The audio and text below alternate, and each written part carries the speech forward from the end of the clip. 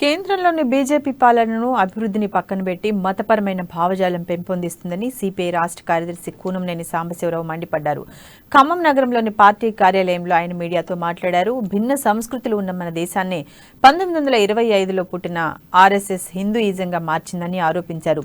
మోడీ మీద తీసిన డాక్యుమెంటరీని బలవంతంగా ప్రదర్శించకుండా చేశారని మండిపడ్డారు. అదానీ అనేది గాలిబుడగ లాంటి ఆర్థిక వ్యవస్థ అని, సత్యం కంపెనీలానే అదానీ కంపెనీ పని అయిపోయిందని విమర్శించారు. ప్రభుత్వ రంగాన్ని బతికించాలని, అదానీ అంబానీ కంపెనీలలో ఉన్న వాటాలను వెనక్కి ఇప్పించాలని డిమాండ్ చేశారు.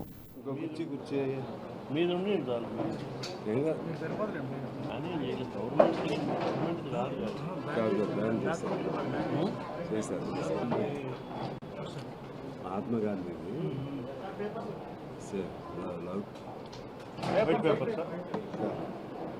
సెక్యులర్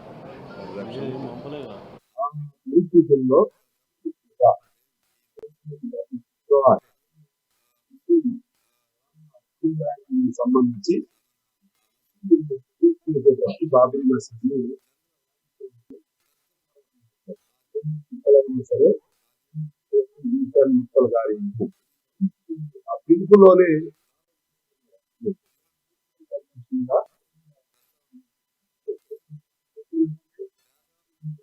చేస్తారు. ముక్కలైనా సరే కానీ